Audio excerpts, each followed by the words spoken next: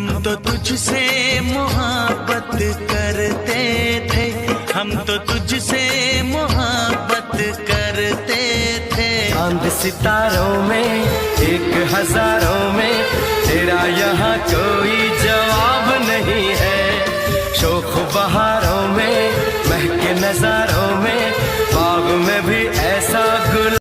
जिए मरे के संग खैली कसम, संग ही सहे के रहे सारा सितम। उहे जान भैली अनजान, कहे पूछ के बतावा तनी चान, हे चान। राधे राधे राधे बोल मनो, रानी का क्या पता। राधे राधे राधे बोल मनो, रानी का क्या पता। कोको कोला, टोटोला, कुरकुरे, टुलटुले, कुकुर, टुटुर, डगी, डडी,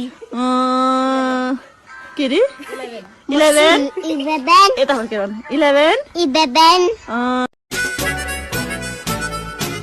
रहने दो छोड़ो ये कहानियाँ, दीवानेपन की सब निशानियाँ, लोगों की सारी परेशानियाँ।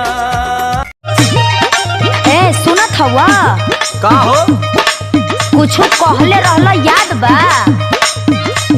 ऐसन तो कोनो बात ना याद आवत ह। अच्छा तो कटनी हो गई तो भुला गइल? ओहो, अरे बताइबू कि बुझनी बुझाइबू? आ तू का इतना भूमिका बनावेलू हो? कौनो बात सीधे सीधे ना बोल सकेलू? एक तो इतना टेंशन कपार पे खुदे है, ऊपर से लगाबू तू ऐठे। हाँ हाँ, हमरा भी टेंशने न बुझाई।